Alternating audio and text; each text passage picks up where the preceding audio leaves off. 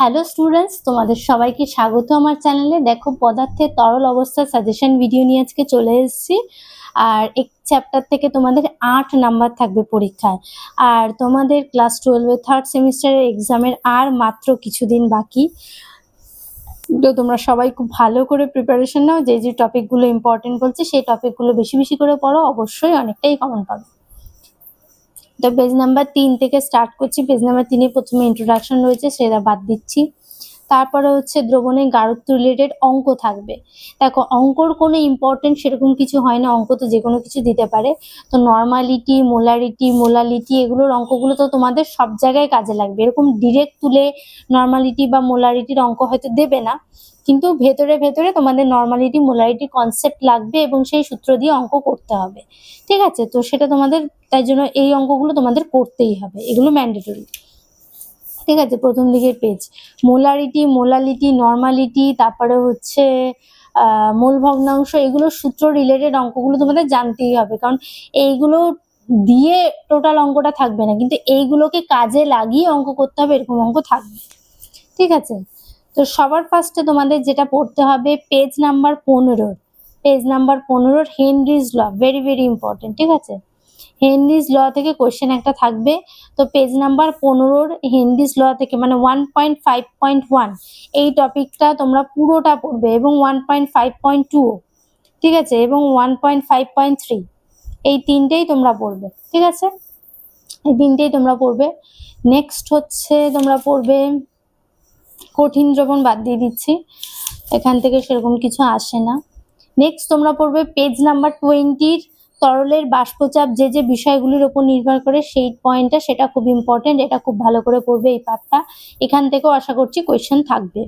ঠিক আছে, নেক্সট তোমরা পড়বে পেজ নাম্বার 22 আদর্শ দ্রবণ, ভেরি ভেরি ইম্পর্টেন্ট। আদর্শ দ্রবণ থেকে আশা করছি এবছর একটা প্রশ্ন থাকবে, আসার প্রচুর সম্ভাবনা রয়েছে। সো ভিভিআই দিলাম 1.8.1 টপিকটা পুরোটাই তোমরা ভালো করে পড়বে। ঠিক আছে, এবং অনাদর্শ দ্রবণটাও ইম্পর্টেন্ট 1.9। ঠিক আছে, এই টপিকটাও ইম্পর্টেন্ট, এটা খুব ভালো করে পড়বে, এখান থেকে প্রশ্ন আসার কিন্তু প্রচুর সম্ভাবনা রয়েছে। সো ভিভিআই করলাম। নেক্সট তোমরা আরো একটা, এটা আগের বারও আমার ইম্পর্টেন্ট বলে মনে হচ্ছিল, বাট আগের বার এখান থেকে কোনো প্রশ্ন দেয়নি। সো আশা করছি এই বছর এখান থেকে প্রশ্ন কিন্তু থাকবে, সেটা হচ্ছে ধনাত্মক বিচ্যুতি এবং ঋণাত্মক বিচ্যুতির টপিকটা। সো এটাকে আমি ভিভিআই করছি, ধনাত্মক বিচ্যুতির টপিকটা এবং ঋণাত্মক বিচ্যুতির টপিকটা, মানে পেজ নাম্বার 24 এবং 25-এর টপিক খুব ভালো করে পড়বে এক্সাম্পল সহ।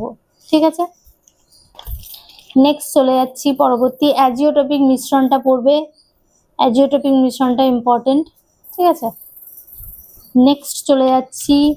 এবার এখান থেকে দেখো, কোয়ালিটেটিভ প্রপার্টিস থেকে দিচ্ছে কোনটি, এরকম টাইপের প্রশ্ন দিতে পারে। দ্রবণের সংখ্যাগত ধর্ম নয় কোনটি, বা কোনটি দ্রবণের সংখ্যাগত ধর্ম, এরকম টাইপের কোয়েশ্চেন দেওয়ার এবছর সম্ভাবনা রয়েছে। সো এটা ইম্পর্টেন্ট, তো এই পার্টটা ভালো করে পড়বে। সংখ্যাগত ধর্ম কি, অলরেডি এই রিলেটেড আমি কোয়েশ্চেন আনসার করিয়েছি, খুব ভালো করে দেখবে তোমরা।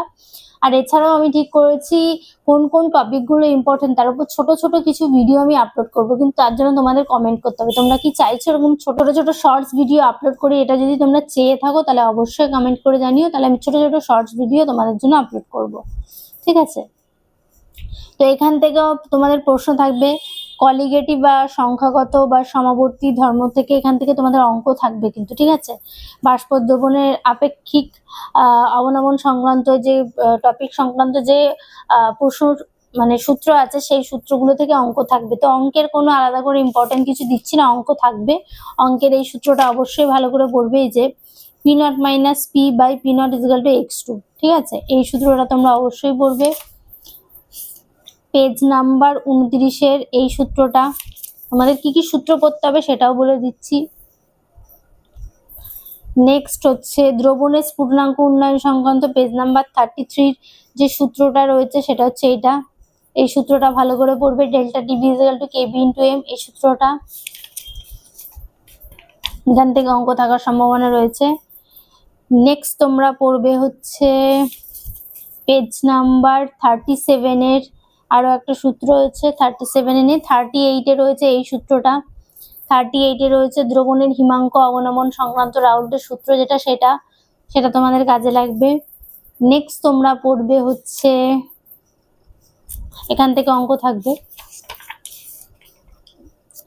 অভিশ্রবণ চাপ রিলেটেড সেরকম কিছু দিচ্ছি না। অভিশ্রবণ চাপ সংক্রান্ত ভ্যান টবের সূত্রগুলো তোমাদের একটু দেখতে হবে। পাই ইজিক্যাল টু সিআরটি সূত্রটা, পেজ নাম্বার 44 এর পাই ইজিক্যাল টু সিআরটি সূত্রটা তোমরা দেখবে। Next very very important, isotonic, hypotonic, hypertonic. তার মধ্যে সবচাইতে বেশি ইম্পর্টেন্ট হচ্ছে আইসোটনিকটা। আইসোটনিকটা ভীষণ ভীষণ ইম্পর্টেন্ট। আইসোটনিক থেকে কোশ্চেন থাকছে এই বছর, ঠিক আছে? সো ভেরি ভেরি ইম্পর্টেন্ট দিচ্ছি। নেক্সট পেজ নাম্বার 46 এর এই পার্টটা, NaCl এর জলীয় দ্রবণ কত পার্সেন্ট NaCl এর জলীয় দ্রবণকে প্রমাণ লবণ জল বলে এটা। নেক্সট তোমরা পড়বে হচ্ছে পেজ নাম্বার 49 এর সংখ্যাগত ধর্মের অস্বাভাবিকতার কারণটা, ঠিক আছে? দুটো কারণের উপর হয়, একটা হচ্ছে দ্রবণে দ্রাবের সংযোজন আর একটা হচ্ছে দ্রবণে দ্রাবের বিয়োজন। এই পার্টটা তোমরা ভালো করে পড়বে। নেক্সট তোমরা পড়বে হচ্ছে ভ্যান টপ গুণকের যে সূত্রগুলো আছে পেজ নাম্বার 50-তে, যে এই ছকটা তোমরা খুব ভালো করে পড়বে, পেজ নাম্বার 50 এই ছকটা। নেক্সট হচ্ছে পেজ নাম্বার 51 এর বিয়োজন মাত্রার এই আলফা ইজিক্যাল টু i-1/n-1 এর যে সূত্রটা রয়েছে সেটা পড়বে। নেক্সট সংযোজন মাত্রার একটা সূত্র রয়েছে সেটাও পড়বে পেজ নাম্বার 51 এ, ঠিক আছে? আর এখান থেকে দেখো এই 1 নাম্বার পয়েন্টটা, হলুদ ছকের 1 নাম্বার পয়েন্টটা তোমরা ভালো করে পড়বে। যে কি হয়, যে সম্পূর্ণরূপে যেগুলো বিয়োজিত হয়ে যায় যে সমস্ত যৌগগুলো, ঠিক আছে, সেগুলোর কি হয়, আই এর ভ্যালুও যা হয় এন এর ভ্যালুও তাই হয়, এই যে এখানটা। এটা খুব ভালো করে পড়বে। নেক্সট তোমরা পড়বে হচ্ছে, এখান থেকে অঙ্ক থাকে কিন্তু, ওকে? তো অঙ্ক সূত্রগুলো তো তোমাদের বলেই দিলাম। নেক্সট তোমরা পড়বে প্রকৃত দ্রবণ, কোলয়েড দ্রবণ এবং প্রলম্বনের মধ্যে পার্থক্য। কারণ এই পার্থক্যর যে লেখাগুলো আছে সেই পয়েন্টগুলো তুলে তুলে তোমাদের সত্য মিথ্যা, কোন বিবৃতিটি সত্য নয় সেরকম টাইপের কোয়েশ্চেন দেওয়ার সম্ভাবনা রয়েছে। নেক্সট একটা ছক রয়েছে page number 56 a very very very very important. সেটা হচ্ছে এই ছকটা, কোনটা ইমালশন, কোনটা হচ্ছে তোমার কঠিন ফোম, কোনটা তরল ফোম, এরকম। তার মধ্যে কিছু কিছু আমি ইম্পর্টেন্ট বলে দিচ্ছি। সবার ফার্স্টে রয়েছে বিভিন্ন টাইপের সলগুলো থেকে তোমাদের কোশ্চেন দিতে পারে, রক্ত দিতে পারে, ধোয়া দিতে পারে, ঠিক আছে? তারপর হচ্ছে দই, দুধ, কুয়াশা, ঝামা পাথর, তারপরে সোডা ওয়াটার, এগুলো খুব ইম্পর্টেন্ট।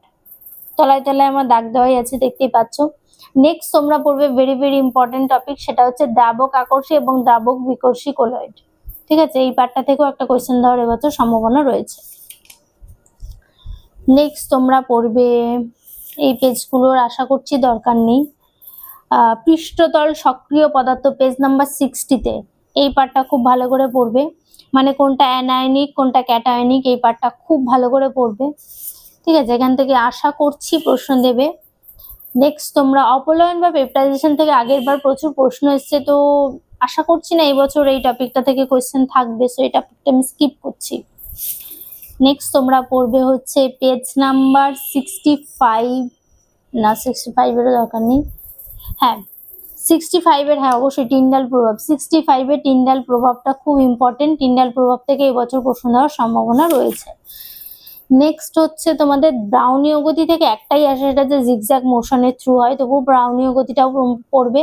আর ব্রাউনীয় গতির একটা এই 2 নম্বর পয়েন্টটা পড়বে, ব্রাউনীয় গতি পরিমাপ করে অ্যাভোগাড্রো সংখ্যা নির্ণয় করা হয়, এই পয়েন্টটাও ভালো করে পড়বে, ওকে? নেক্সট তোমরা পড়বে হচ্ছে পেজ নাম্বার 69 এর ভেরি ভেরি ইম্পর্টেন্ট এই ছকটা, কোনটা ধনাত্মক সল কোনটা ঋণাত্মক সল, এই ছকটা তোমরা পড়বে। এবং পড়বে হচ্ছে যে এখান থেকে এই সল কণার অর্জন, এই পার্টটা তোমরা একটু ভালো করে রিডিং করতে পারো, এখান থেকে হয়তো লাইন তুলে সত্য মিথ্যাগুলো দিতে পারে। সো কোলয়েড কণার আধানের উৎপত্তিটা পড়বে, ঠিক আছে? কিন্তু এটা ভেরি ভেরি ইম্পর্টেন্ট এই ছকটা। নেক্সট সংরক্ষক কোলয়েড বা স্বর্ণ সংখ্যা ইম্পর্টেন্ট, এই পার্টটা পড়বে। সুলজে হার্ডি নিয়ম ভেরি ভেরি ইম্পর্টেন্ট, এই পেজ থেকে প্রশ্ন থাকবে, যেগুলো ভিভিআই করছে সেগুলো থেকে আসার সম্ভাবনা আরো বেশি, সো এই পার্টটা ভালো করে পড়বে। নেক্সট পড়বে হচ্ছে সংকট তঞ্চন গাঢ়ত্ব বা ফ্লোকুলেশন মান, পেজ নাম্বার 72, এটাও ভেরি ভেরি ইম্পর্টেন্ট, ঠিক আছে? নেক্সট তোমরা পড়বে হচ্ছে জলের বিশুদ্ধীকরণ, সমুদ্র নদীর সংযোগস্থলে বদ্বীপ গঠন, এই পার্টটা। আচ্ছা এইটাও কিন্তু আছে ফ্লোক, মানে 1.26.1 এই পুরো পার্টটাই পড়বে, ঠিক আছে। তো এই তো ব্যাস চ্যাপ্টার শেষ। তো আশা করছি তোমাদের এখান থেকে 8 নম্বরের মধ্যে 5টা থেকে 6টা কোশ্চেন তো এই টপিক থেকেই পাবে, বাকি হয়তো একটা দুটো একটু নতুন নতুন টপিক থেকে দেওয়ার চান্স রয়েছে, তবুও আমি আশা করছি তোমরা এখান থেকে অনেকটাই কমন পাবে। সো খুব ভালো করে এই টপিকগুলো বারবার বারবার করে রিভিশন করো এবং পরীক্ষার আগের মুহূর্তেও এই টপিকগুলোই তোমরা বারবার বারবার করে করো, এখান থেকে প্রচুর কমন পাবে। আমি যতটুকু সাজেশন বানিয়েছি আগের বারও তোমরা প্রচুর কমন পেয়েছো, আশা করছি এইবারও প্রচুর কমন পাবে, তো সম্ভাবনা তো রয়েছে। তো সেই হিসাব করেই তোমরা প্রিপারেশন নাও। একদম পেজ নাম্বারও তোমাদের বলে দিয়েছি, কোন কোন টপিক পড়তে হবে বলে দিয়েছি, সমস্তটা ডিটেলসে বলে দিয়েছি। যদি একটু ফাস্ট মনে হয় তোমরা স্লো করে শুনতে পারো। আর তোমাদের আর একটা চ্যাপ্টারের সাজেশন বাকি, সেটা হচ্ছে পি ব্লকের সাজেশন দিলেই তোমাদের ফুল কমপ্লিট হয়ে যাবে। 3rd সেমিস্টারের সাজেশন, তোমরা যদি 1st সেমিস্টারের সাজেশন চাও কেউ তোমাদের মনেদের জন্য, তো অবশ্যই কমেন্ট করে জানিও। 1st সেমিস্টারেরও আমি তাহলে এরকম চ্যাপ্টার ওয়াইজ বই ধরে ধরে সাজেশন ভিডিও বানাবো। দেখো এমসিকিউর জেনারেলি খুব বেশি সাজেশন দেওয়া যায় না, তবুও আমি যতটা পেরেছি সাজেশন দিয়েছি। আশা করছি তোমরা এখান থেকে অনেকটাই কমন পাবে। আর এমসিকিউ কি প্যাটার্নে পড়বে তার জন্য আমি একটা ছোট্ট ভিডিও বানাবো, সেটা তোমাদের সাথে খুব তাড়াতাড়ি শেয়ার করবো। কারণ আমি সেই ছোট ছোট টপিকগুলো একটুখানি পড়াবো আর তার থেকে একটা দুটো করে কোয়েশ্চেন আনসার করাবো, এরকম কিছু শর্টস ভিডিও আমি খুব তাড়াতাড়ি আপলোড করবো। সো আজকের ভিডিওটা এখানে শেষ করছি। 8 নম্বরের মধ্যে 5-6 কমন পাওয়ার জন্য কিন্তু পুরো ভিডিওটা দেখতে হবে এবং তোমাদের বন্ধুদের সাথে শেয়ার করে, যাদের কেমিস্ট্রি উইক তারা অনেকটাই কমন পাবে। So tata.